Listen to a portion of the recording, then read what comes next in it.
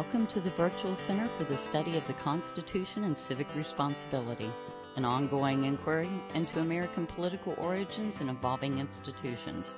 The Executive Director of the Virtual Center is Dr. Bill Obrien. He's also your host for this continuing conversation. Here he is now, Dr. Bill Obrien. Thank you, Agnes, and welcome to this Tuesday edition of the Virtual Center for Study of the Constitution and Civic Responsibility. It's the 18th day of September. As I mentioned, it is a Tuesday. It is a pleasure to be with you for this, our second live program this week. I mention that because I want to remind you, I mentioned it yesterday, that we will not be doing a live program tomorrow. I have an appointment for a medical test, and I can't change it. It was scheduled for me, and I guess it's kind of an important one. I'm a little bit nervous about it because it came out of the blue, and I had a chest X-ray a couple of weeks ago, and I'm kind of guessing that this stemmed from what was on that X-ray, and that's what makes me a little bit nervous. But I don't know that there's any problem necessarily, but I just the test was scheduled, and I was kind of told by my physician, my doctor, to make sure I was there because it's kind of an important one. So I'm going, but I'd much rather be here, I guess is what I'd say. But we will not be doing a live program tomorrow. So our next program after today will be the first of next week. But we've got 2 hours ahead of us today, and I look forward to it.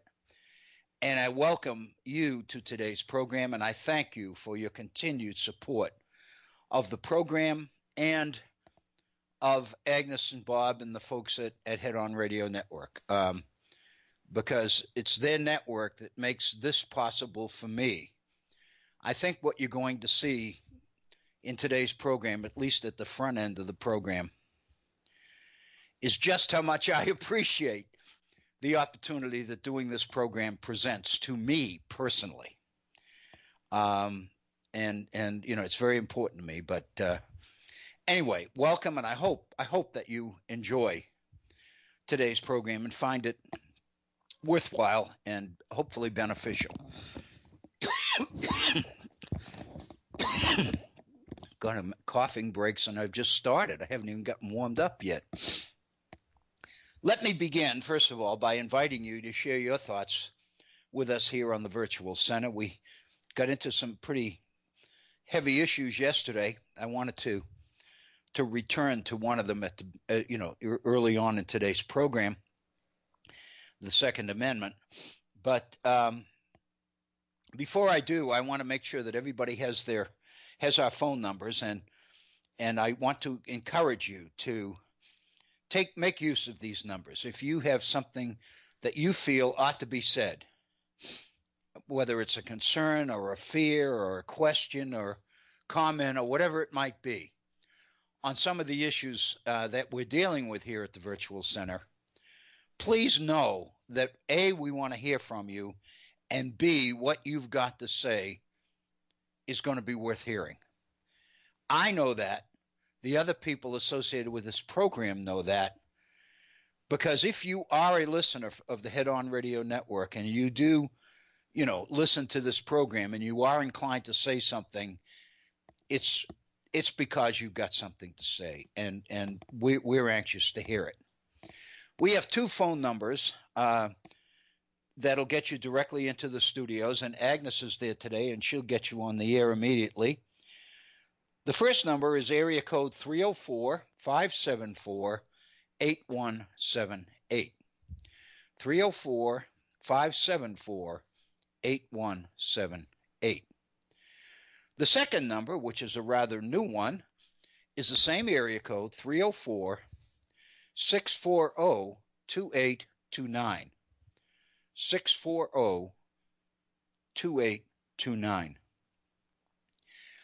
If you're a little bit reluctant to come on the air, but you do have some thoughts you'd like to share with me and theoretically or potentially with our listening audience, then by all means, feel free to send me an email. I'll do the very best I can to take what's in your email and assuming that it is appropriate and something that our other listeners would benefit from hearing, I'll do the very best I can to present what you've said in the way you said it and with the intent that you intended. I'm not going to make commentary on it or anything else. I'll just basically say this is what one of our listeners said. And if you don't want to be identified, then by all means mention that. My email address is waobrien906@gmail.com. Again, waobrien, OBRIEN 906@gmail.com. I keep stressing that EN because so many people spell O'Brien AN. And if you put AN in there, you won't get to me. So it's IEN. Also, you can communicate with us through our Facebook page. If you go to facebook.com and you'll note a search box at the top of the page, and if you type in the Virtual Center for Study of the Constitution, you'll be onto our Facebook page and you'll see a number of postings there, the most recent one being first. And connected or attached to each posting are two links, a share link and a comment link. If you click on the share link, then that posting is going to go to the friends you have on Facebook. And obviously, if you do that, I appreciate you doing that because it basically creates more readers of the posting and more potential response back, more potential input. If you click on the comment page, that gives you an opportunity to directly communicate with me on the posting. But my point is it doesn't have to be on that posting. You can just use the comment button to send me a note on what it is that you would like to say related to issues we've been dealing with here on the program. I would love to hear from you, and as I say, if you do make a posting or make a comment on a posting that's on the Facebook page, I immediately get an alert that there is a comment there. So it won't take any time at all for me to see it. I'll do the very best I can and hopefully try to get it on a program soon thereafter. Just a couple of, I don't really have all that much that I can add. I think that if you're following the media and you're following the circus on the Kavanaugh nomination, which is now scheduled to reopen hearings next week, with both Brett Kavanaugh making a return appearance and his accuser, Christine Baisley Ward, I think her name is. I can't remember the middle name, but in fact, that's the professional name she goes by. She's agreed to come before the committee and testify in public. It does appear that there was an assumption or a thought among many of Kavanaugh's most ardent supporters that she would never do that. And obviously, I think part of the reason that some people thought that way is because these are people that were probably inclined to think she's not telling the truth anyway. The fact that she's willing to come before the nation and testify in public, to me, has had an impact because I've spent a little bit of time thinking about this situation from her perspective. And other than national attention, I can't see any benefit that she would get from this entire episode. And in fact, even the national attention would be negative attention. It would be embarrassing attention. So again, given what this is liable to do to her professionally and personally, it just seems to me, it makes sense, first of all, that she's given it so much thought before she made the decision to come forward. And the fact that she's given it that much thought makes me think that there's most likely something to it. Um, and I say that because, as we would expect in a society that is so divided, so partisan as we've become, one can understand that the strongest proponents on both sides of the nomination of Brett Kavanaugh are coming forward in predictable ways. Those that are most opposed to Brett Kavanaugh are basically asserting that she's obviously telling the truth. Well, the fact of the matter is, I don't know in a situation like this where you can say that anything is obvious. But I think if you begin to do a little bit of calculation and analysis on your own, I did, and my conclusion is there's more than likely merit to it, because there doesn't seem to be any benefit to this other than a concern for the character of this man who's in line to be appointed to the Supreme Court of the United States for life. Those on the other side are doing whatever they can do to disparage her character. But again, I need to be careful, and I want to make sure that I'm careful. I mean, the media obviously is focusing on some of the more insensitive comments coming out from the supporters of Brett Kavanaugh, just as other commentators are pointing out some of the positive comments about her and criticisms of Brett Kavanaugh. And I think we have to put it all in perspective. I was reading a piece this morning, and it's obviously it's from a rather liberal website online, and what it focuses on is those who are attacking the character of Christine Blasey Ford. Her name is Blasey, Blasey. And one of the examples that's used, which I find incredibly insensitive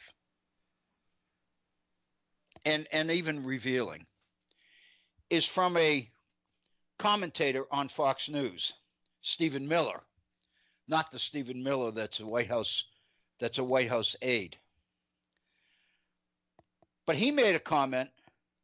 First of all, on the air, he talked about all the accusations she's made against Kavanaugh, the story that she told in the Washington Post. And then his response to it all was, and this is a quote, "It was drunk teenagers playing 7 Minutes of Heaven," unquote. That's incredibly insensitive. But, if you think about it, it's even more than that. It's very revealing, because it speaks to an attitude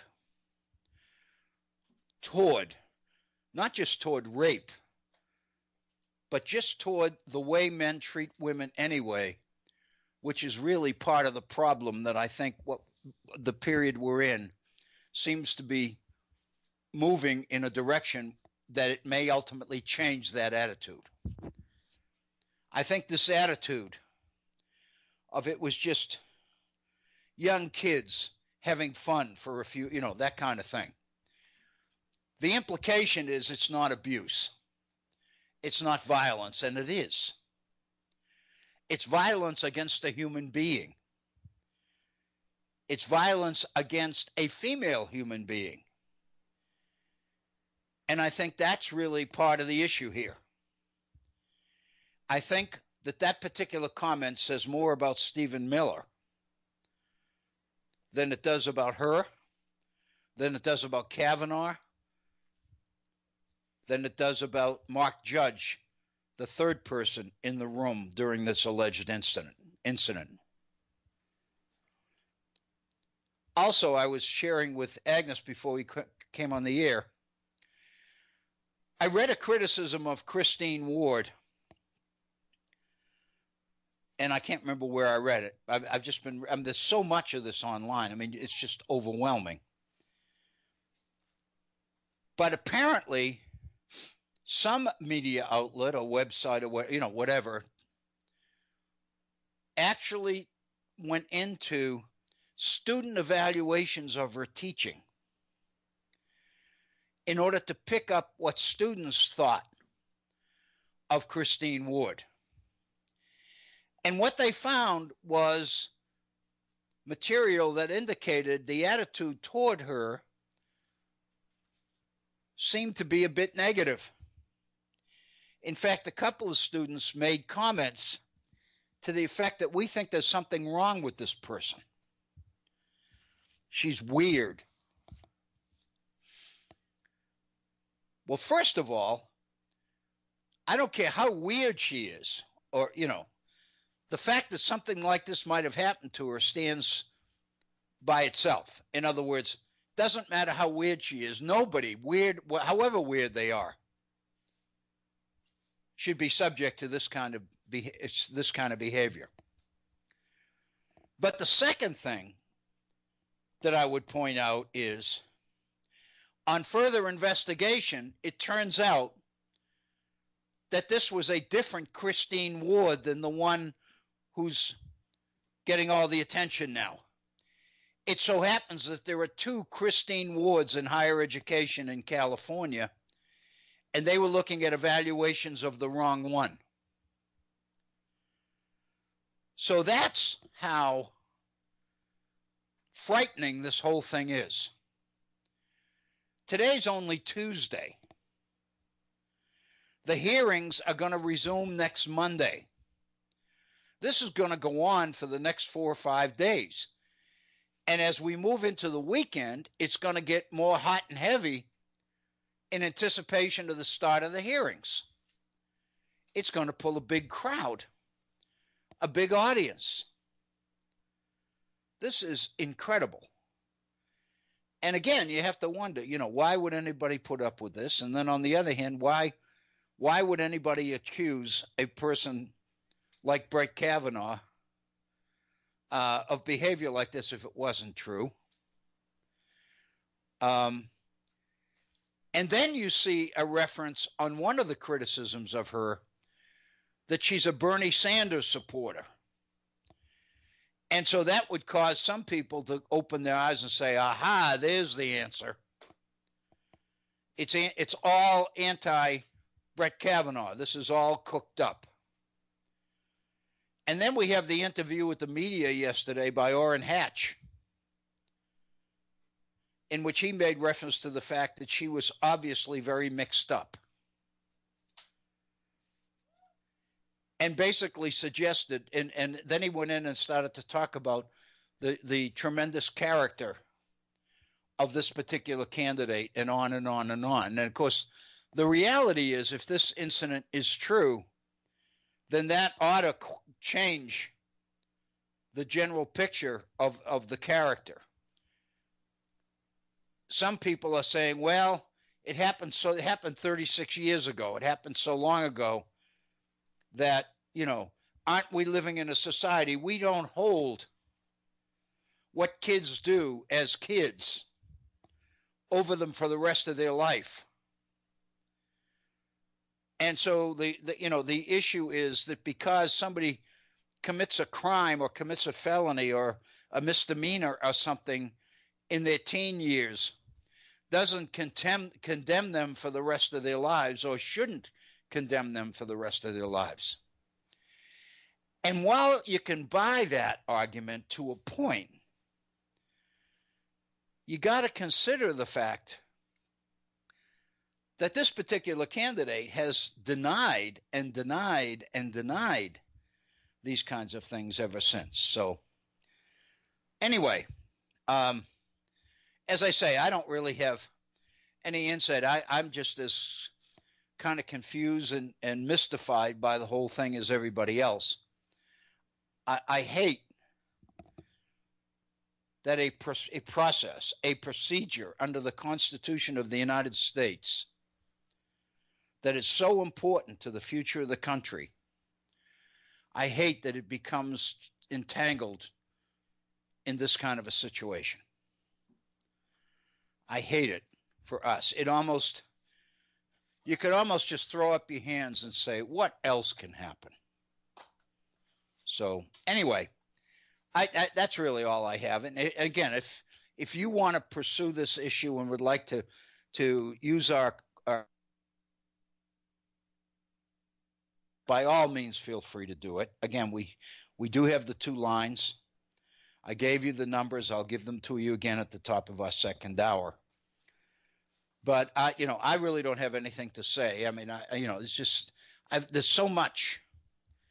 In fact, I was actually copying some of the comments until I began to realize there were so many comments you can't copy them all. You'd end up with 50, 60 pages of material. What do you do with that?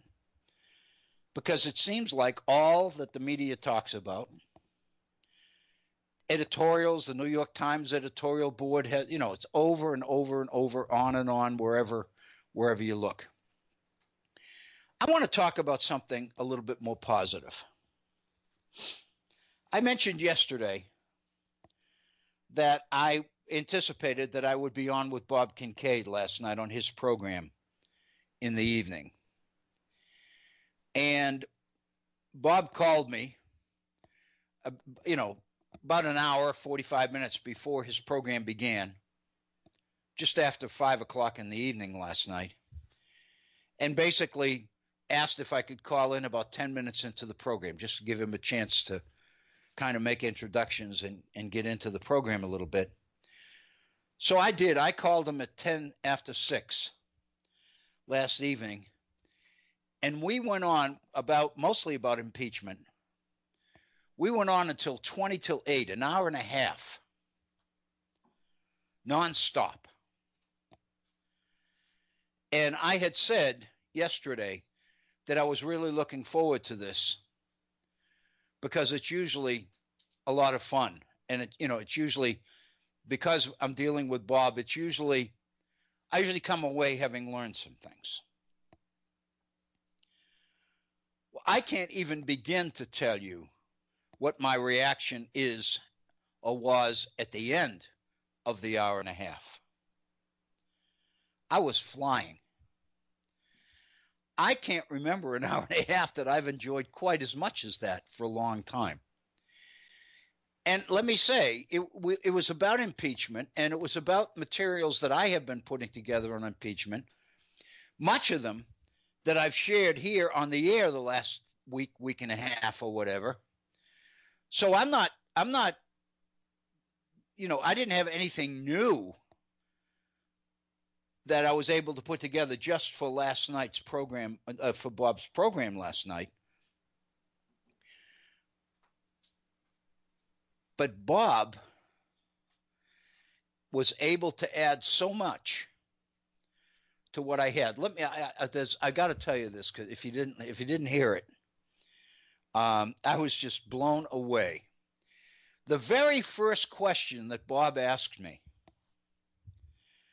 it was about high crimes and misdemeanors, because that's what he really wanted to focus on, was the 18th century view of the meaning of the term high crimes and misdemeanors. And we talked about that yesterday. The first question that Bob asked me was whether, in fact, I thought that the phrase high crimes and misdemeanors, whether the word high modified crimes only or whether it modified both crimes and misdemeanors. I had never even thought of that question. I was absolutely blown away. And I said, Bob, I really never thought about this. And, ever since then, I've been thinking about it. And, I gave an opinion, but the fact of the matter is, if high doesn't modify misdemeanors, then misdemeanors are rather minor infractions. You can't impeach a president for a minor infraction. So consequently, seems to me high has to modify both crimes and misdemeanors. It doesn't make sense. It's a contradiction to talk about removing a president from office for high crimes and then adding and anything else that the person might have done that's a minor infraction. That doesn't make sense. So, but all I wanted to point out is the kinds of questions that Bob asks. I mean, he's just absolutely able to penetrate things and suggest ways of looking at information that you never thought of before. I now I know why his program has lasted as long as it has. Plus the fact that he's bright and he's entertaining and all of that. But I learned so much. What we were talking about, of course, is the use of the term high crimes and misdemeanors as it was understood by those at the convention. This morning, based on what we talked about on Bob's program last night, I began to do some research on the questions I left Bob's program with last night. And as I was doing it this morning, I had a cup of coffee, and I was sitting in the den in the study here, and I pulled out the Federalist Papers, and I pulled out Madison's notes. I have both hard copy of the debates of the Federal Convention, and I also have, obviously online, you can get day-by-day accounts of Madison's notes on the Constitutional Convention. And I had to chuckle to myself, because what occurred to me was, I made the comment yesterday, and I usually say, whenever I'm on Bob's program, I learn as much as I'm able to help anybody else understand something they might not have known. And then I thought, here I am, first thing in the morning with my first cup of coffee, and I'm basically going to end this experience by learning again. He never fails.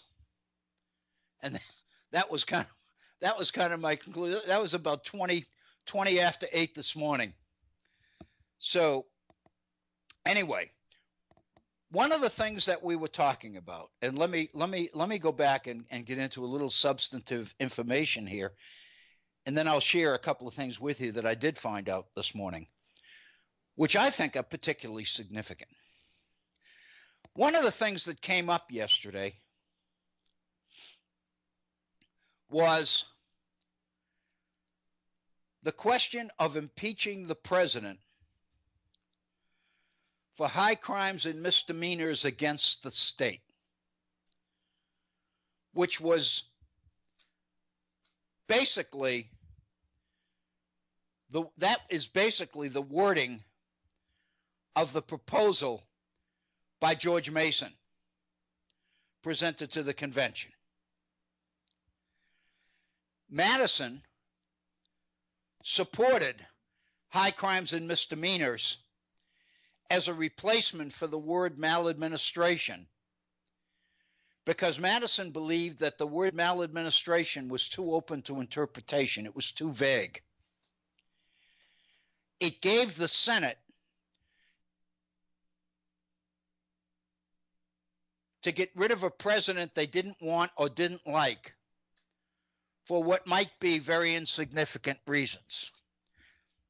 Basically, the explanation being the word maladministration can mean anything depending on what you want it to mean. And that was Madison's point in the convention. It's too vague. It gives too much leverage, too much flexibility to the Senate. It would render the executive, the president, it would render the president too vulnerable to opposition from the Senate, from the United States Senate.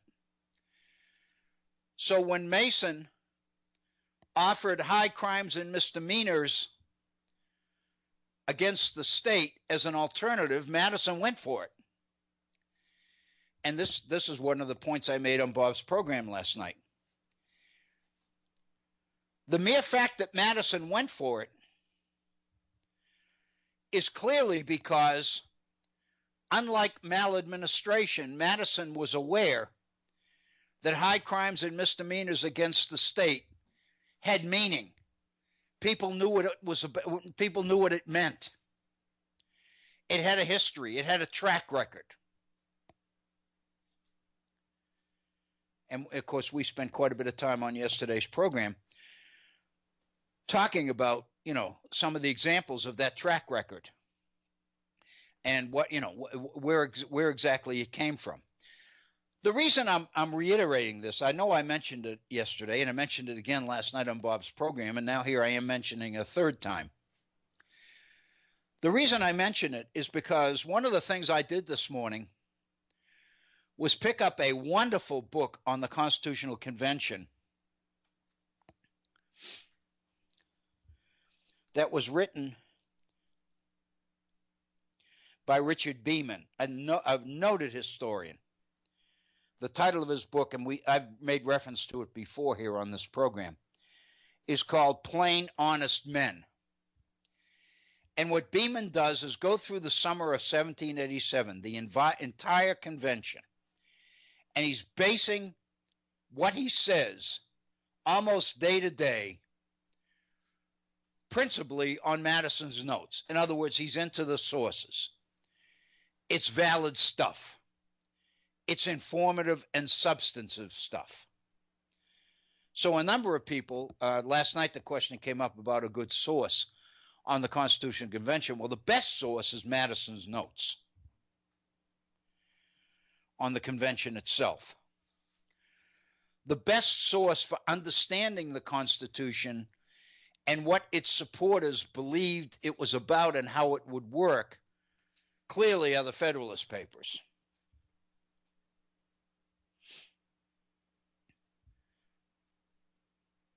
But here's my issue.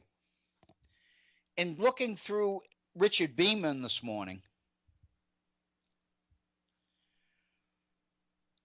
I was particularly interested in what Beeman has to say about impeachment, which is a factor in the Constitutional Convention.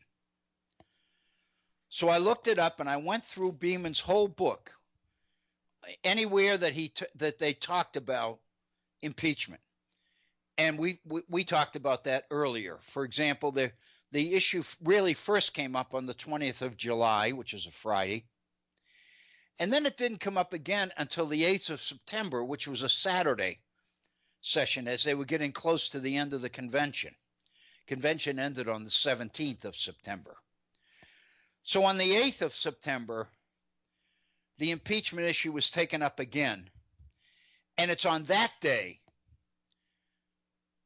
that Mason and Madison together are able to substitute high crimes and misdemeanors against the state for the word maladministration. So the impeachment clause reads bribery, treason, and high crimes and misdemeanors against the state. Madison, on the 8th of September, during the debate, was a little bit uncomfortable about the word state. And Bob made a significant point on this last evening during our chat. Madison's concern was that this Constitution relates not to the states but to the federal government. And because there were so many pro-states' rights people in the convention, that was the basis of the Anti-Federalists. The opponents of the Constitution was principally because of their commitment and affection for states' rights. Madison was really afraid that if the word state was in there with impeachment, as Bob said last night, it might convince the opponents of the president in one state to say we can impeach him because the impeachment clause refers specifically to a state. So Madison proposes to the convention that the words against the state be changed to against the United States. which would clearly suggest that impeachment was tied directly to crimes against the nation, the people of the nation. And that, of course, fits perfectly with the case we made yesterday that the issue is a political one. And that, it has meaning, and they understood it. And that's my point about Beeman this morning. Because when I read Beeman, he makes the point, as a number of other people do, that at the end of the convention, when what is called the Committee on Style took the work of the convention and took it upon themselves to refine what they had into a final draft. What the convention refers to it as giving the Constitution its last polish. And the implication is clearly that last polish means we're going to make it look and sound good. But the implication is, other than style, nothing's going to change. The Committee on Style removed the phrase against the United States and left the impeachment clause to say bribery, treason, and high crimes and misdemeanors, period. Beeman says that was unfortunate because what it did was make the impeachment clause extremely vague.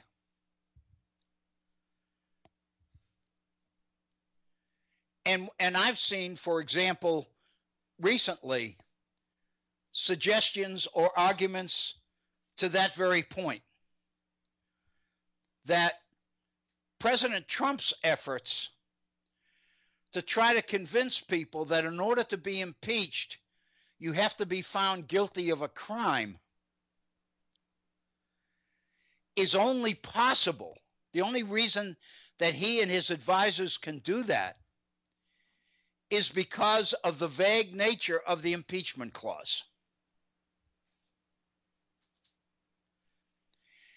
And so Beeman believes it was an unfortunate stylistic mistake, error. And then he says, it is his thinking, his belief, that if you polled the convention and you asked 39 or 40 different people what high crimes and misdemeanors meant, you'd get 39 or 40 different answers.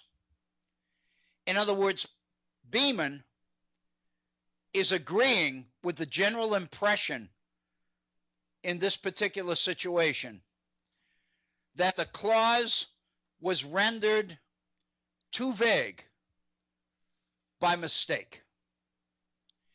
It was a committee on style. They weren't to change anything, but unknowingly, unwittingly, they really changed a phrase that was in the Constitution because it had meaning. That's why Madison made the recommendation. That's why Madison went along with Mason's recommendation of high crimes and misdemeanors against the state anyway. The only change that Madison had was, let's change against the state to against the United States, so there's no question as to what we're talking about. And Mason bought that.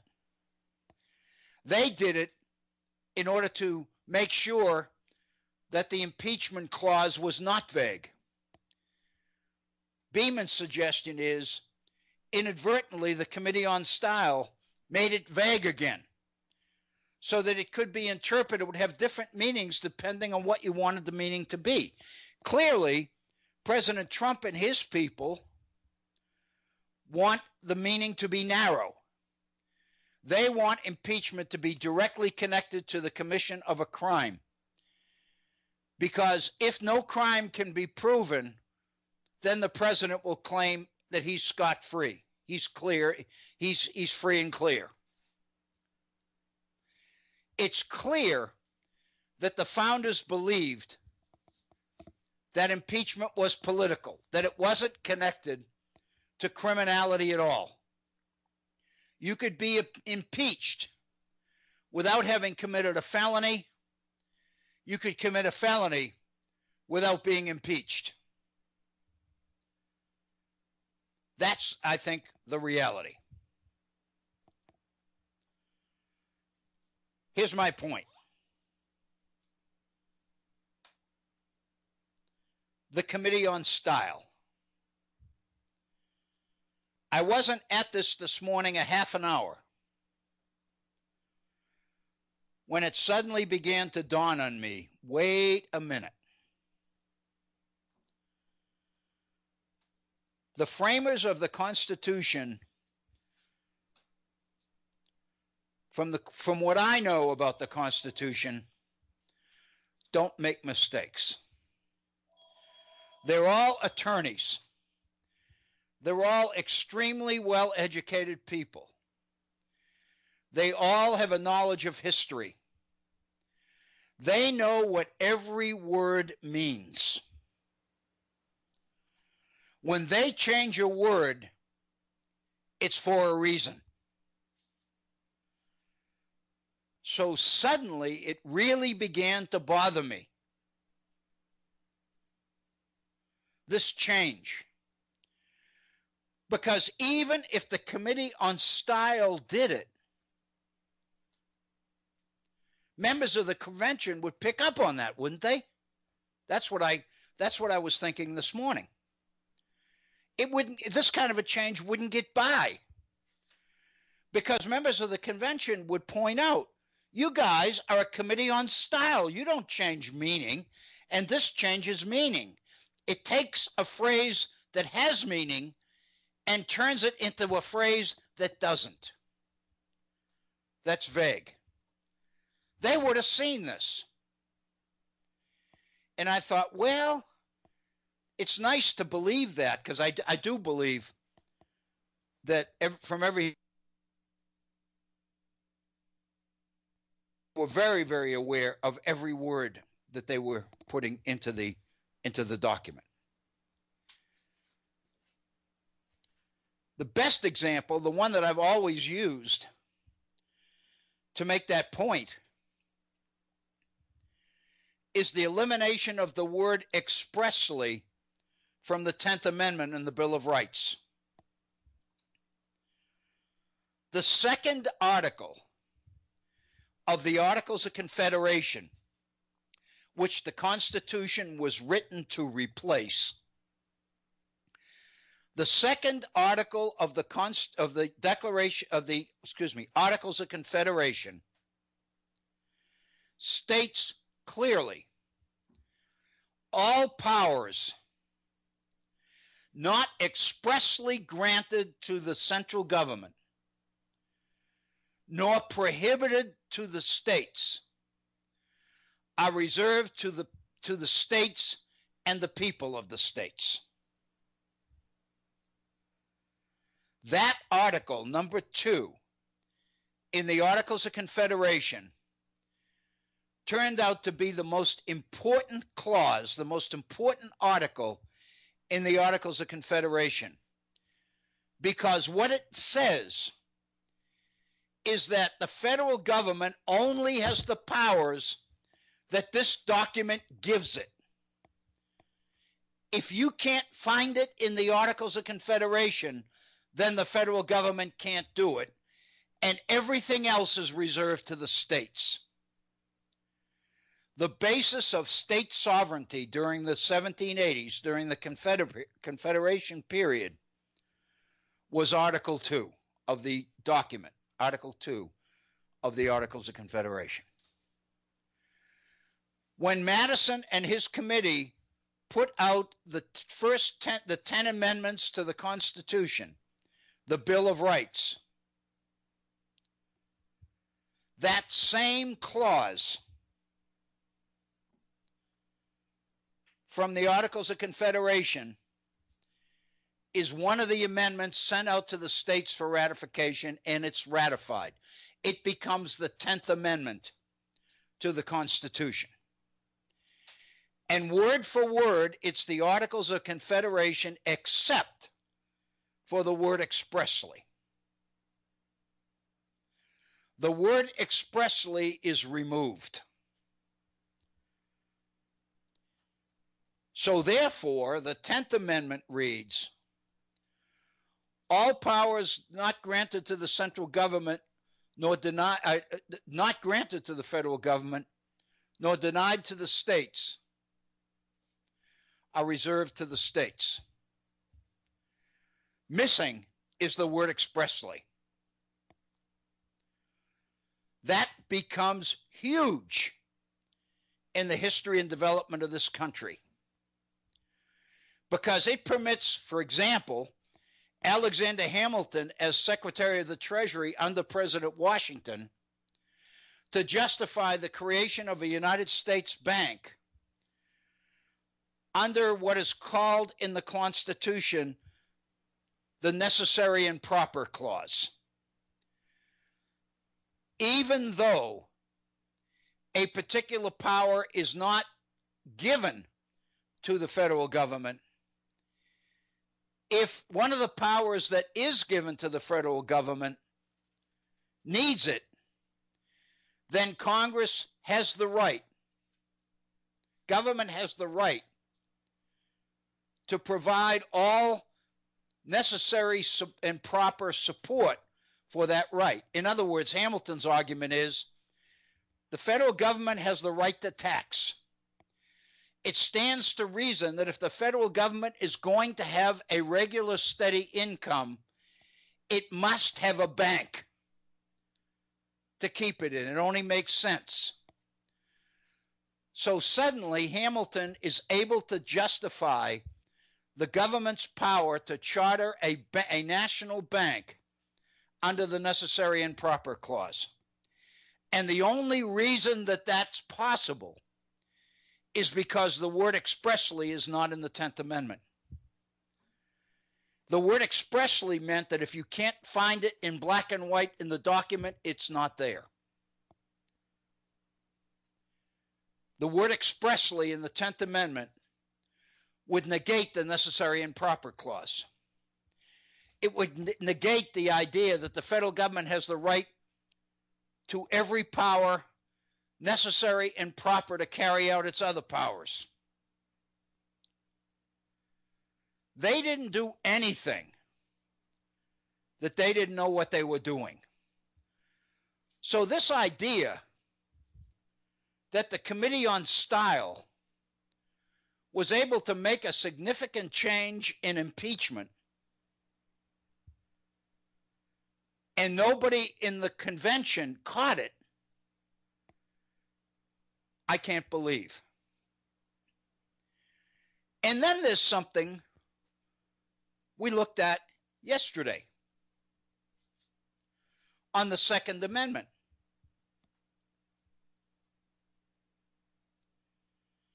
And I did a little backtracking on this before.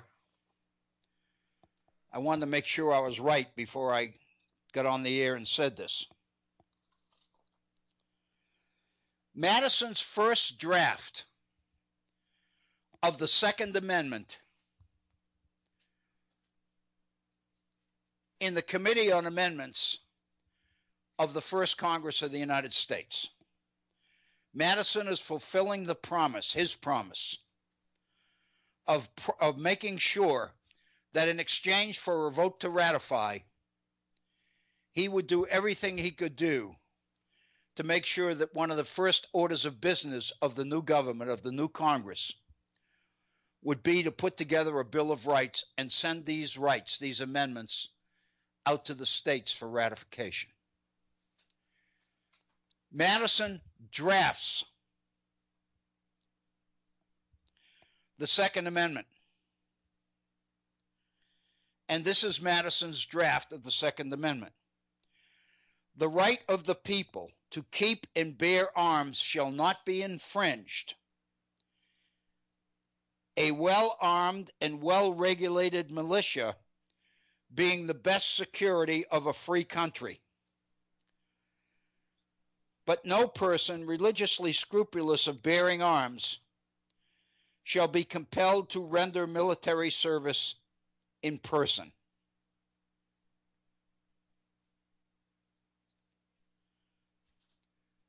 The Second Amendment, as it appears when it's sent out to the state for ratification, says what the Second Amendment says now. A well-regulated militia being necessary to the security of a free state, the right of the people to keep and bear arms shall not be infringed. Gone. Missing is the idea of a well-regulated militia being the best security of a free country. Free country is missing. Therefore, the right to bear arms in the Second Amendment stands alone. That's not an accident. Because the fact of the matter is, if Madison's first draft of the Second Amendment had been what was ultimately approved, we wouldn't be having this debate that we're having on guns. Because Madison's draft made it perfectly clear that the purpose of the Second Amendment was to make arms available so that the military could protect the country. So all this debate today about the fact that the militia clause in the Second Amendment is rather meaningless, and the only thing that has meaning is the part about people's rights to bear arms, that's Justice Scalia in the Heller decision. That's judicial activism. Justice Scalia used to talk, before he passed away, used to talk all the time about original intent, about originalism.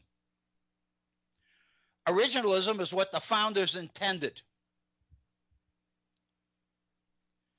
They didn't intend for every citizen in this country to have an AR-15 or a tank or any of this other stuff. The fact of the matter is, however, that the Second Amendment, as ratified, did not have this business about security, to protect the security of the country in it. Once again, not a slight change. Clearly not a stylistic change. So the question is, what's going on? The word expressly is taken out of the 10th Amendment before it's approved. Security against the country is taken out of the Second Amendment before it's approved. These guys are attorneys. They're well-educated people that went to some of the best colleges and universities in the world. So the next challenge, the next question that I had to deal with this morning, who was on this committee on style? It was a committee, Beeman says, it was a committee that was given double duty. Not only as members of the convention did they have to attend the convention all day and participate as delegates to the convention, but as members of this committee on style, They had to get together at night, overtime, in order to work up the language of the Constitution, in order that the Constitution have what they called the last polish on it. So I go and look up who's on the Committee on Style. Well, it turns out that one of the members of the Committee on Style is William Samuel Johnson, delegate from Connecticut. And if you look at his role in the convention, he's very well thought of, but he's not what you would call one of the leaders of the convention. He's not one of the people that history focuses on when it's dealing with the convention. Turns out that there are 5 members of the Committee on Style. William Samuel Johnson of Connecticut, who becomes the chair of the subcommittee, the Committee on Style. Rufus King of Massachusetts, who was an anti-federalist and opponent of the Constitution. And 3 other members of the convention. Are you ready for this? James Madison, Alexander Hamilton, and Gouverneur Morris. 3 of the leading proponents of a strong national government. Beeman makes the point that 4 of the 5 of those 5 make sense because they were there through the whole convention.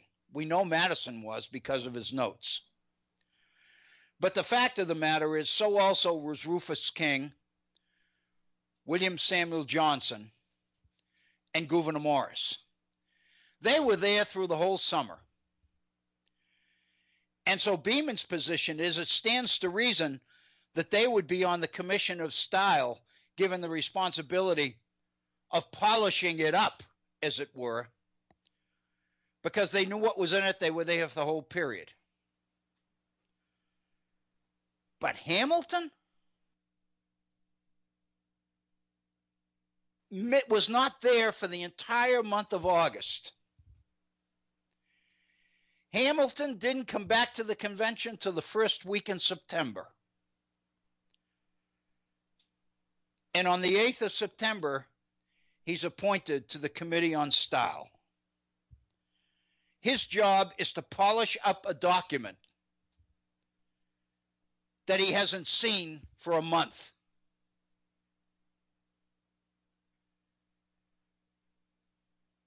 Conclusion? They may have called this a Committee on Style, but what they really put together is a Committee on Content.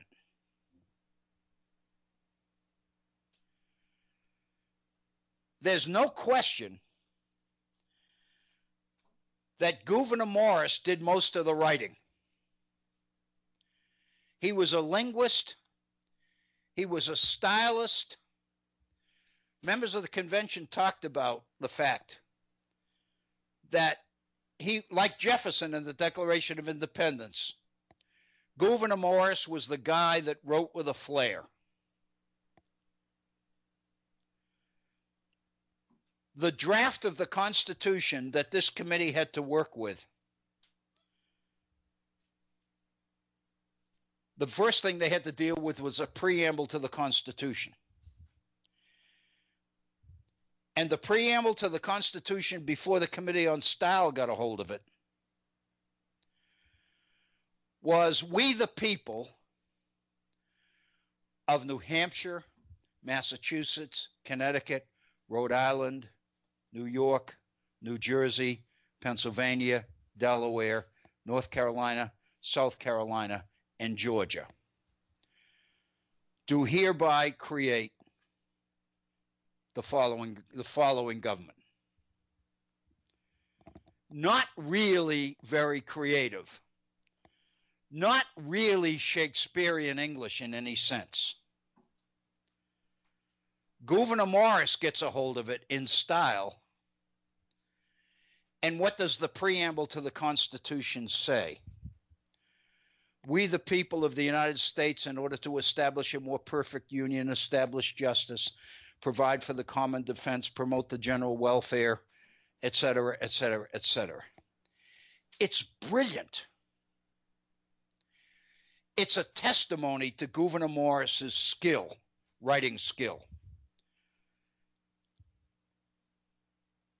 Beeman points out that 27 years after the Constitution, Gouverneur Morris wrote to his friend Charles Pickering in Massachusetts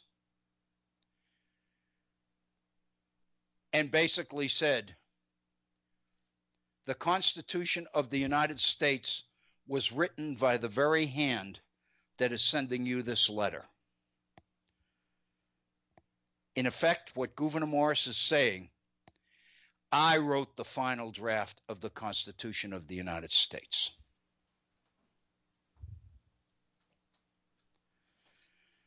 I think all of this stuff, as detailed as it is really important and significant. We've gone beyond the top of the hour. We're about 2 minutes after. Let's take a 5-minute break and come back. I'm going to pick up on this when we come back because I got more. But before that, I do want an opportunity to take a short break. So you're listening to the Virtual Center for Study of the Constitution and Civic Responsibility. We're going to take a 5-minute break. We'll be right back. Please stay with us.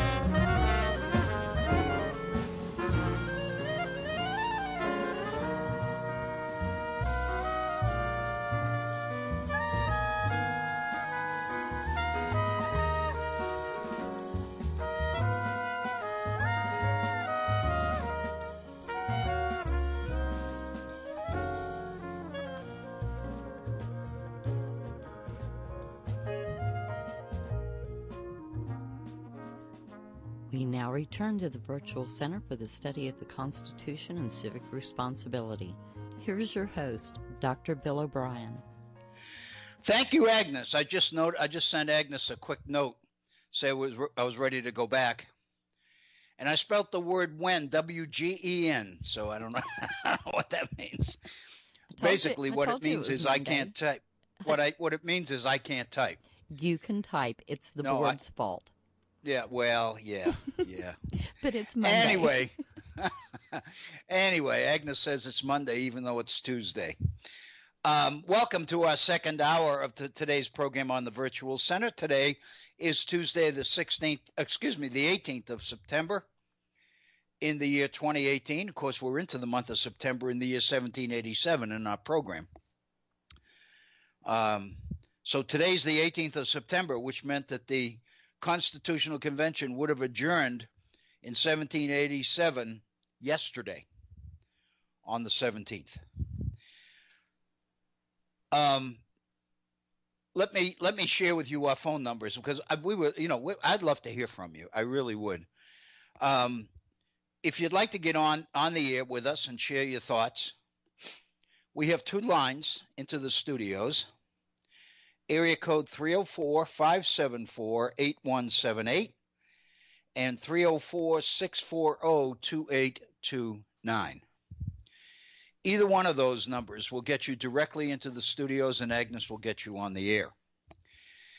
If you'd like to share your thoughts with me in an email, my email address is waobrien906@gmail.com.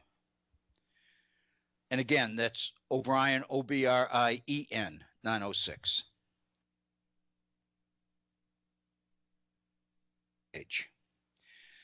Just type in the Virtual Center for Study of the Constitution in the search box at the top of Facebook's homepage. And on the postings that are listed there, just click on the comment button that's attached to each posting, and you can comment on that posting, or you can just make the general comment to me that you would like to make. I realize in today's world that when you click on that button, you can say anything to me you want, is a little bit scary sometimes. Until I find out differently, I'll keep doing it.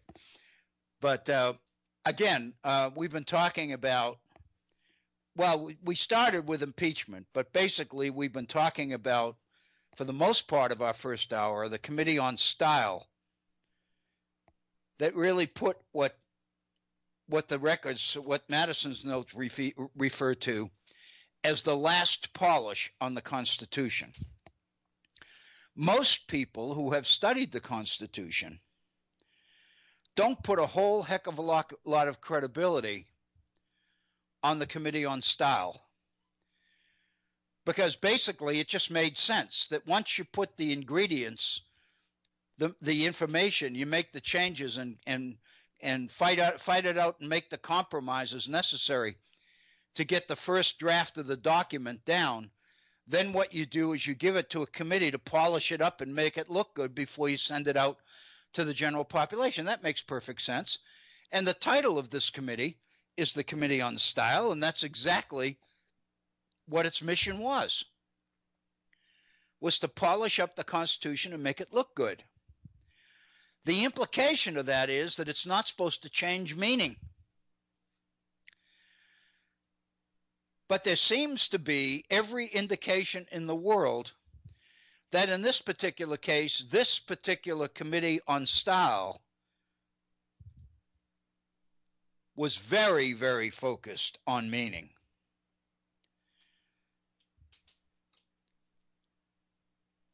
Let me make, and this is off the top because I just did much of the footwork for this stuff this morning. So I haven't had time to polish this and all, but let me just make a case and see what it sounds like. If I was to say that, as a thesis, that the Committee on Style wasn't a Committee on Style at all, it was a Committee on Substance, and the evidence for that is that the people most responsible for the content of the Constitution sat on the Committee on Style. Madison, Gouverneur Morris, Rufus King, and to a lesser degree, William Samuel Johnson and Alexander Hamilton. But Alexander Hamilton wasn't there for the entire month of August. So he's given an assignment of polishing up a document that he hasn't even seen. At least he hasn't seen the changes that were made in it in the last several weeks, you can presume. Also, William Samuel Johnson is probably the one of those five that history has given the least reputation. In other words, most people aren't even sure who William Johnson is. If you're not focusing on the various memberships for the state delegations, then you would miss the fact that he's one of Connecticut's delegates. Part of the reason for that is Roger Sherman is one of the others. And Roger Sherman is all over the Constitution. He's there on every page of Madison's notes. He's very instrumental in what ends up in the final draft, as is Rufus King, because Rufus King becomes one of the spokesmen for the opponents of the Constitution. He speaks often, and he's respected. But so is William Samuel Johnson. There is testimony. Did I say are? My heavens. There is testimony that indicates that William Samuel Johnson was one of the most respected and liked members of the convention. He spoke throughout the convention. He was there for the whole summer. He never left. But he wasn't one of the leaders. He wasn't one of the ideological leaders lining up forces to get his way. He was a compromise builder. He was one of those people that everybody on both sides liked and trusted. What better person to ask to chair the Committee on Style? The Committee on Style, its purpose is to polish up the convention, and the chair of that committee is one of the most respected members of the committee. Everybody likes him. He's not going to do anything to anybody. In other words, everything looks great.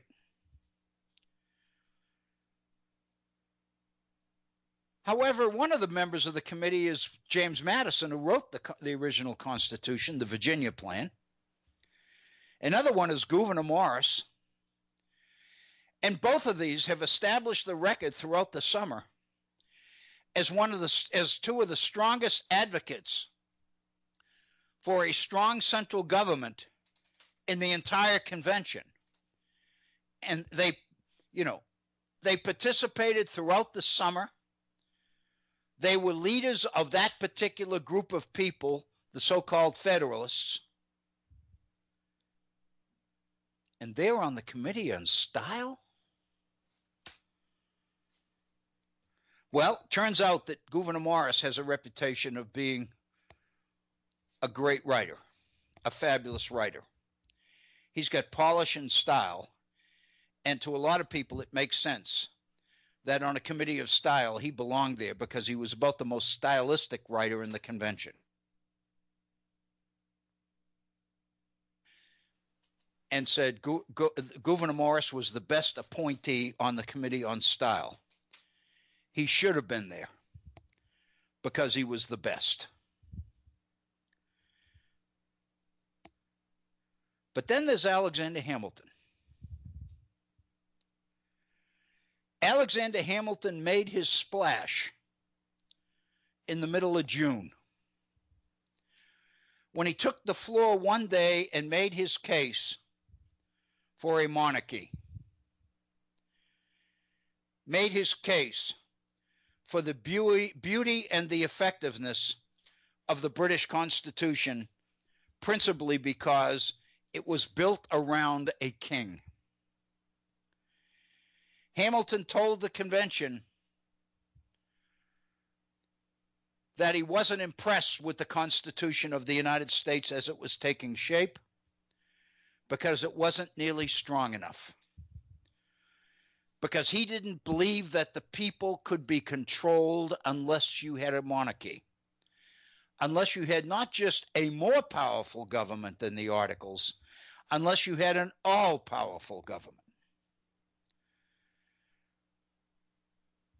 There's no question that when Hamilton finished his 6-hour speech in the middle of June, the convention adjourned for the day, and James Madison makes the point that the members of the convention filed out of the room in silence. Apparently, seemingly, some were stunned by the things Hamilton said. Others were shocked. Others were angry. The fact of the matter is, Hamilton didn't play that much of an active role through the creation of the Constitution of the United States. He wasn't even there for the month of August. So then one has to ask, what's he doing on the Committee on Style? Well, one of the things that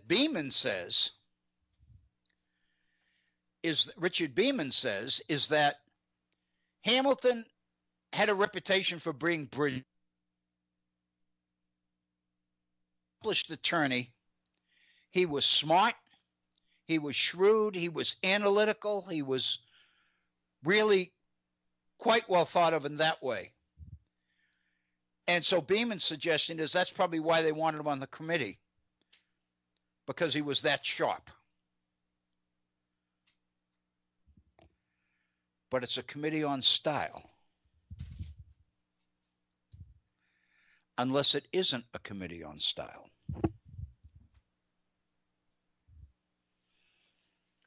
It's a committee to pull all the information, all that they've got on the Constitution together and create the Constitution that they want. And under the heading of the Committee on Style, they've given themselves, I think, some of the cover that they would need to pull this off. These are brilliant legalists. Madison, Hamilton, Gouverneur Morris, Rufus King. These are among the sharpest people in the convention. Probably the only other nationalist that I would say probably could have been on that group was James Wilson of Pennsylvania.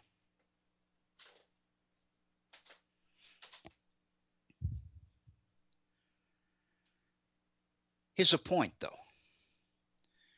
We've been talking here about language and about the elimination of a word here and a word there, and how significant the elimination of those words are from the Second Amendment, from the 10th Amendment.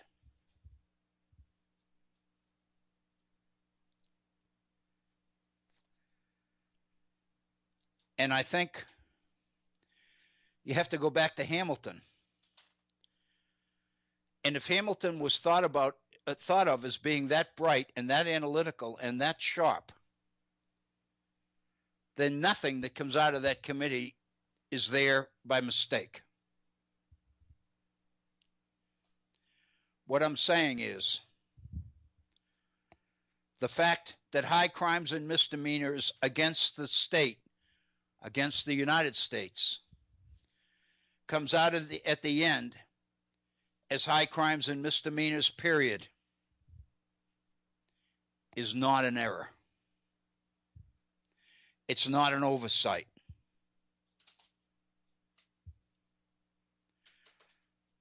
What is the theme in all these changes that we've seen. To take a document that is extremely specific and make it vague, render it vague. By taking out the word expressly from what becomes the 10th Amendment, you open the 10th Amendment to interpretation. If the word expressly had been left in there, there was no interpretation possible. It was clear, black and white.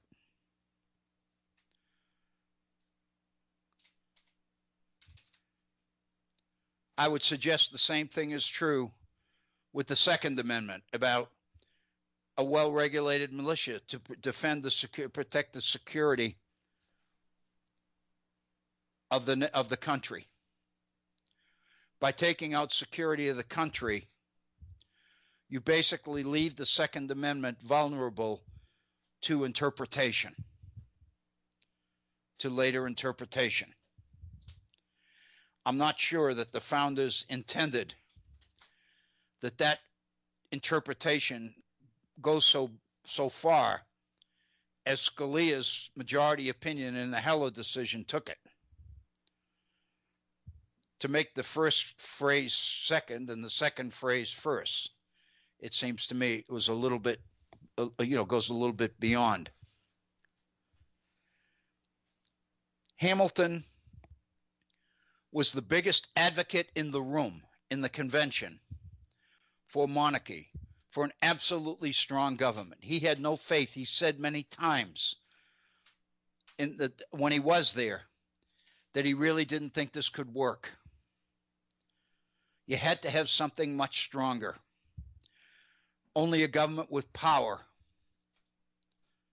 could work. And he's put on this committee at the very end, along with Gouverneur Morris, who believed many of the same things. And James Madison, whose Virginia plan was designed principally to create the strong central government. One of the major differences between the Constitution of the United States and the Articles of Confederation, which it replaced, is that the Articles of Confederation was not open to interpretation at all. When you read the Articles of Confederation, it says exactly what they wanted it to say. There's no interpretation possible. It's there. But the Constitution is filled with vague statements. Statements like necessary and proper. And the use of the word person in the First Amendment, which we've come to accept very soon after that in the person of John Marshall. The argument that a corporation is in effect a legal person. And we've seen what all that means coming right up to the present with the Citizens United decision on corporations' rights under the First Amendment to make unlimited contributions to political campaigns. It seems to me it's the Committee on Style that's able to pull all of this off. Let me go back with further evidence of this. In our first hour, I mentioned Gouverneur Morris and his ability to write with flair.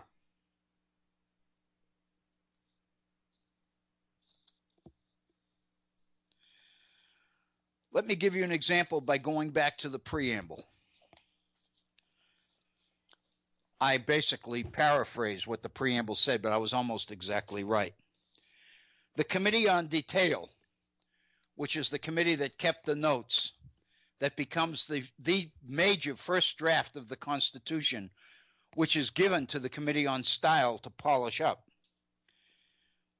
The preamble in the Constitution originally says the following: We, the people of the states of New Hampshire, Massachusetts, Rhode Island, and Providence Plantation, Connecticut, New York, New Jersey, Pennsylvania, Delaware, Maryland, Virginia, North Carolina, South Carolina, and Georgia, do ordain, declare, and establish the following Constitution.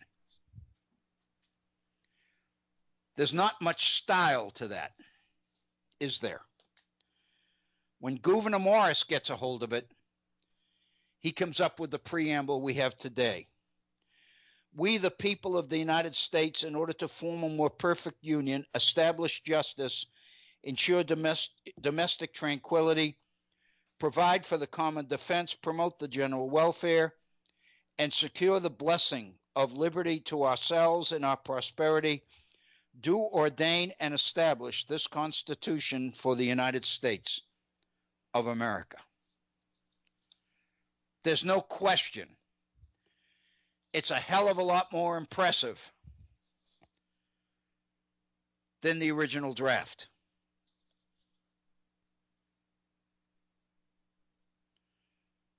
But let's recognize something else. By spelling out each of the states that make up the United States in the first draft, the preamble to the Constitution leaves the possibility open and indeed suggests that the Constitution of the United States is being drafted by the people of the states. We, the people of the states of da-da-da-da-da, do establish this Constitution. The final draft of the preamble that comes out of the Committee on Style makes it very clear that the Constitution of the United States is the product not of the people of the states, but the people of the United States. In other words, the constituency that creates the Constitution is the people of the nation. The people of the nation create the Constitution, not the people of the states. That becomes important at the time of the Civil War, when the southern states try to argue that they have a right to secede from the Union. Lincoln makes the point that they do not. For a state to secede from this Union is a rebellion, not the legitimate right of the people who created the Constitution to withdraw from it. There's more than style to the Committee on Style. Therefore, my sense is that putting Hamilton on that committee,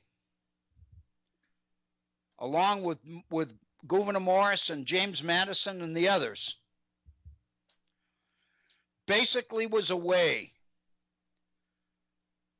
to make sure that this document said what they wanted it to say before it went out for ratification by the states.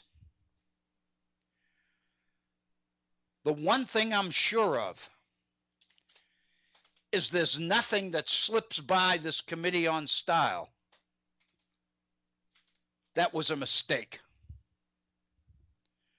We may not agree with what they did, but they didn't do it inadvertently. They didn't do it without knowing exactly what they were doing.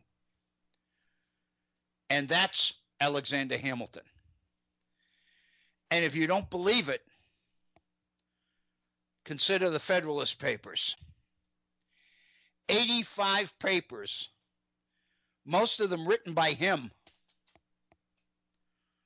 on the intricacies and the details of the constitutional system as a way to sell it, as a way to get a positive vote for ratification.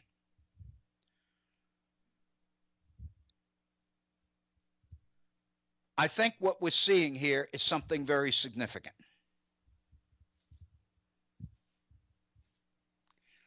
And I think it gives us much more insight and helps us understand a lot better than we would have before what's going on.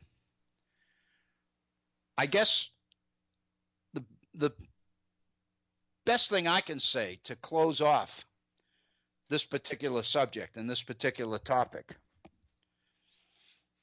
is to thank Bob Kincaid for the opportunities, not only for this program, but the opportunity to be there last evening, because ultimately, so far, here we are, it's middle of the afternoon, it's 2:30 in the afternoon here in the East. So far, I've had a pretty good day. When I think about what have I accomplished, what have I learned today, I feel pretty good about what I've been able to learn today. And it all stems from what happened on that program last night. So again, I have to, again, express my thanks to Bob and Agnes and those folks for the network and for the privilege of being on it. So basically, I really do think that this is very significant. I think, this is what I came away from this as I got ready for the program today. I think that using these 4 examples of specific changes made at the last minute in the Constitution of the United States and pointing out the significance of each of them is an important, would be an important contribution to our overall understanding of the Constitution of the United States and the men who framed it. I think it's incredibly insightful. It not only speaks to their ability, but and brilliance, but it also speaks to the foresight that they had. They didn't, with a document that was so specific that it limited what might come later. Because I believe they knew that if they did that, the Constitution would become irrelevant rather quickly. Because there would be so much specificity in the Constitution of the United States that it couldn't be adjusted to meet changing circumstances. I am suggesting that the Committee on Style is where the idea of a living constitution was born. I believe that the ability of our constitutional system to survive for as long as it has is in large part due to what happened not only in the convention, but what happened in that Committee on Style and the people who sat on that particular committee of 5. Basically, what they did was give us a constitution that could work and work well for the next 265, 270 some odd years. And my final comment would be, that's what makes me so frightened by what's going on now. There are some things happening in our political world today which cause me pain, because I'm beginning to see that we have reached the point where this system can't work much longer unless we catch what's happening quickly and reverse it. We have got to. Just yesterday, in the midst of all the discussion about allegations of sexual abuse by Brett Kavanaugh and all the media attention that that's getting, the president announced that he was going to make public, he was going to release selected documents related to the Mueller case. He was going to reveal to the general public some of the documents, some of the evidence that exists seemingly against him. What that's going to do is make available to our enemies as well as our friends the way the FBI and the Department of Justice conduct investigations. It's liable to reveal people. It's surely going to reveal process. It could do serious damage to the United States and the world.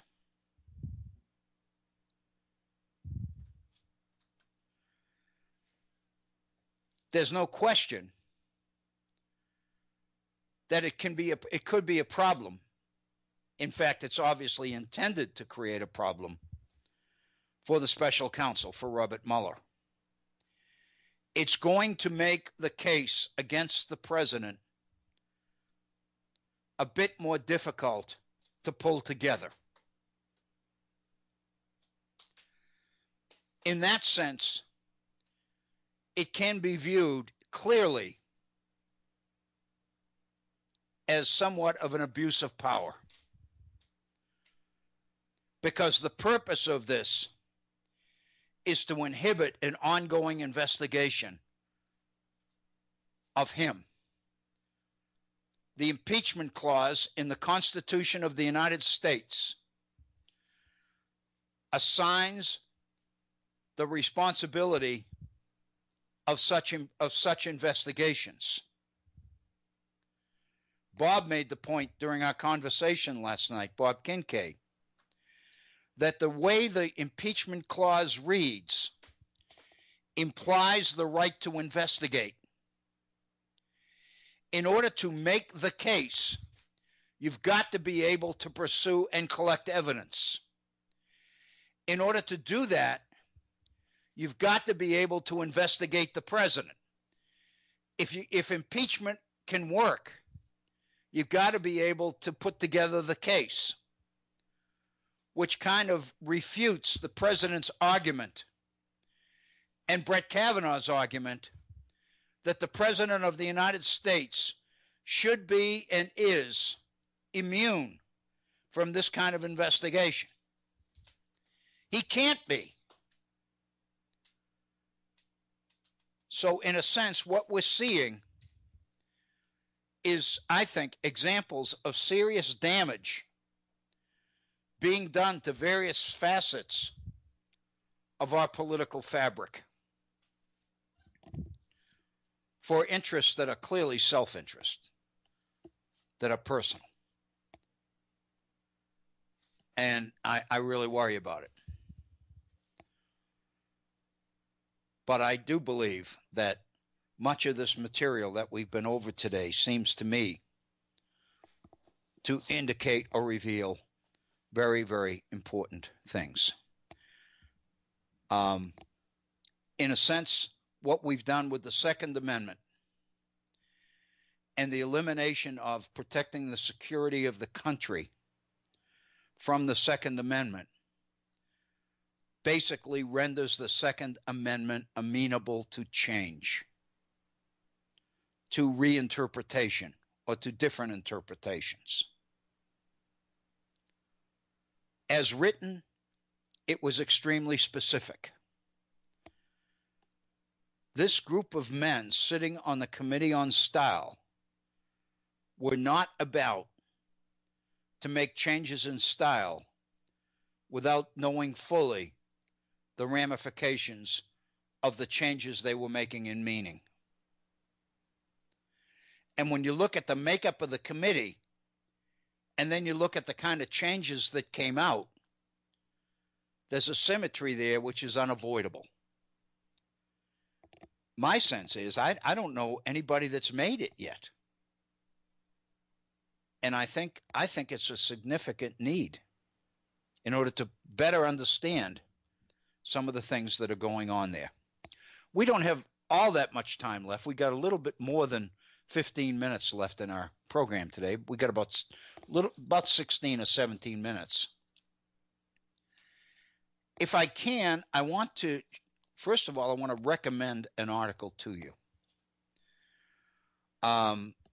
We're not going to have time to deal with it today, but it's worth dealing with. And believe me, we will. Because it deals with technology. Ultimately, it seems to me it deals with the internet. More importantly, more specifically, it deals with the issue of whether, in fact, the internet ought to be open totally or whether the internet can be regulated in the public interest. The article that I'm referring to is dated the 14th of September. The 14th of September. That's 4 days ago. The author is Jill Lepore, Lepore. Jill Lepore. She's a historian at Harvard. She writes a column in the New Yorker on a regular basis, the New Yorker magazine. The title of this piece is The Hacking of America. Basically, what Jill Lepore has done is write a story, the history, if you will, in a few pages of the history of technology in this country as it affects negatively and positively the smooth running of the machine that is the government of the United States. Her first couple of paragraphs are about all we can possibly touch on today. But can I ask you, for your own benefit, to Google this article and give it a read? Not only is it one of the best pieces I've read in a long time, but it's one of those pieces that I want to make sure I keep a copy of. Because if you're going to understand the history of this country, the history that she recounts is part of it. Let me share with you her opening paragraph, and I think you'll get a sense of exactly what I mean. This is the way she opens. Every government is a machine, and every machine has its tinkerers and its jams. J-A-M-S, jams. From the start, machines have driven American democracy, and just as often, they've crippled it. The printing press, the telegraph, the radio, the television, the mainframe, cable TV, the internet. Each has had its wild-eyed boosters who promised that the machine could hold the republic together, or make it more efficient, or repair the damage caused by the last machine. Each time, this assertion would be both right and terribly wrong. Because in every instance, the machine that fixed ended up creating a greater problem that we have looked to the next machine to fix. Her concern is that lately, this history of being both right and terribly wrong has changed. Because of late, mainly it's wrong.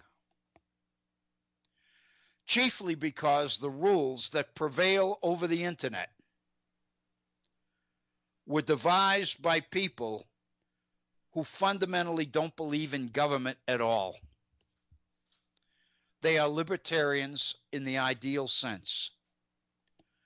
They don't believe that government should have any right to regulate any aspect of the internet at all.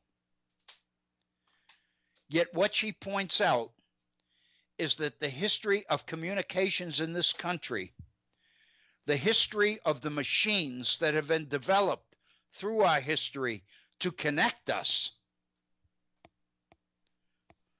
were driven by the ability of government to regulate and manage the entire operation. Now we have a technology that has been created by people who don't believe that there even ought to be a government. That the potential of the internet can only be realized if users are totally free to go wherever and do whatever the internet makes it possible for them to do. Her concern is that from the perspective she's considering here, this is beginning to look like the beginning of the end. She points out the Constitution itself was understood by the framers as a machine, a precisely constructed instrument whose measures, separation of powers, checks and balances, were mechanical, the gears of a clock designed to thwart tyrants, mobs, and demagogues, and to prevent the forming of factions.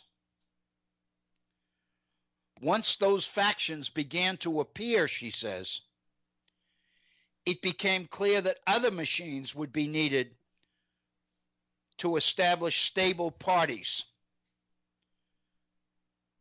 Thomas Jefferson said the engine is the press. He said that in 1799.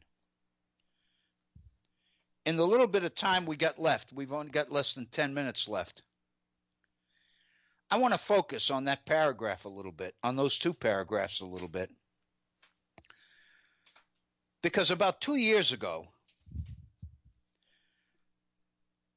I wrote a piece that was published on Alexander Hamilton's economic system as a system. And I got some reaction to it.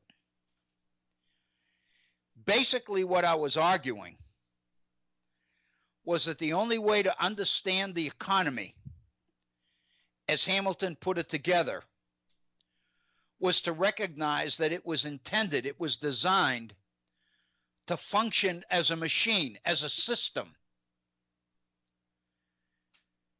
And the assumption is, with any machine, as long as it's running, it's working.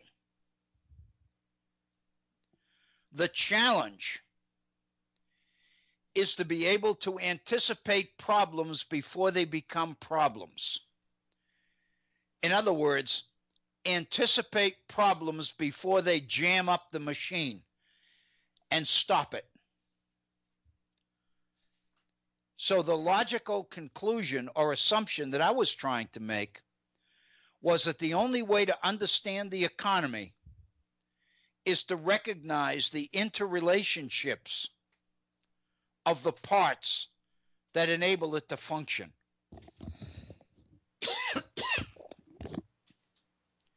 And I was kind of elated, gratified, when I read Jill Lepore's article, because it's pretty much the same idea that I was trying to express some time ago. And that is that government itself is a system. The economy is a system. Institutions are systems. Education is a system. And what that means is there are certain rules that govern it, and there are certain expectations about its operation. The one thing about institutions, for example, is that they're easy to predict. If they function the way they were intended to function, we know what the outcome's going to be. There are no surprises. When the problems come, what Thomas Kuhn called anomalies, the problems come when some of the things that occur at the end are surprises, are things not anticipated. Because what that indicates is that there's something wrong in the functioning of the machine. And if we can't find it and fix it, eventually it's going to keep the machine from running. We know this with an automobile, with a car. If you suddenly start to get a noise, a dangerous noise coming from your engine, you can't just ignore it, because chances are it's a signal of a problem that needs to be fixed before something worse happens. I frequently, on that particular example, I'll frequently tell people when I hear, we'll get into the car, our car, my wife and I, and she'll make the comment. She said, "Oh, I hear a rattle. Do you hear that rattle?" And I say, "I don't hear rattles. I just turn the radio up." But the fact of the matter is, she's right. That a small sign indicates the potential of a bigger one. And ultimately, when it comes big enough, it's going to jam up the machine and keep it from functioning, keep it from working at all. And that's what Jill Lepore is talking about here in our economy, in our system. She's talking about the extent to which technology has enabled us to come together as a nation. The role that technology has played in bringing us together. There's one phrase, one little section of that article, I'm not going to take the time to look it up now, where she makes the comment, they're talking about the telegraph. And the comment is made that the telegraphs gives us the potential to have people on the East Coast and the West Coast to be thinking the same thing at the same time. Think about that.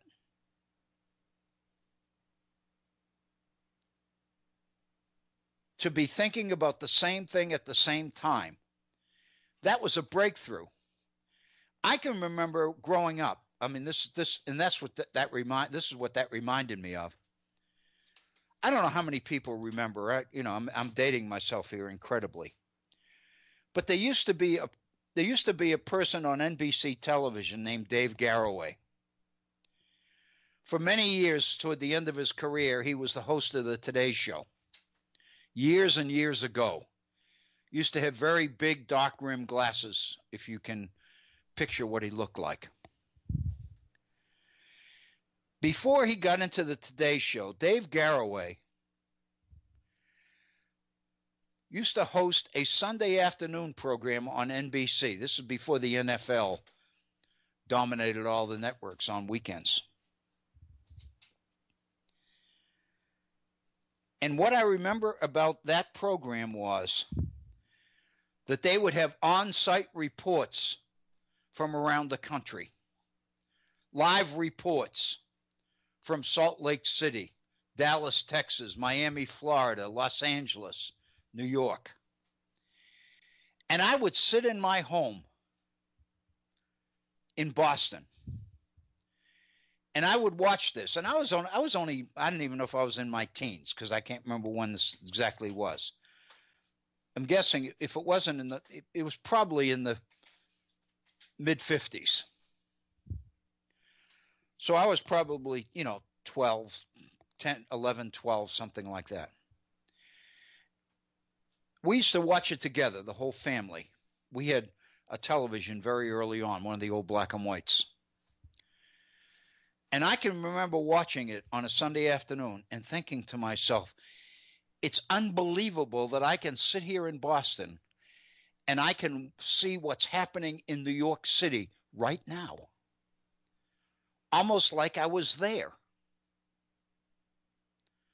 Today, this happens to the point that we don't even notice it. It's so common that it's not even a point of conversation anymore. But at that time, I found it amazing that I could see what was happening 200 miles away as it was happening. I couldn't believe it. And that goes back to the statement that Lepore quotes about the telegraph, making it possible for people in New York and Los Angeles to be thinking the same thing at the very same time. This is a powerful, powerful article. I do recommend it for you. I want to get back to it because I really do believe that it's very important. But we've got to sign off.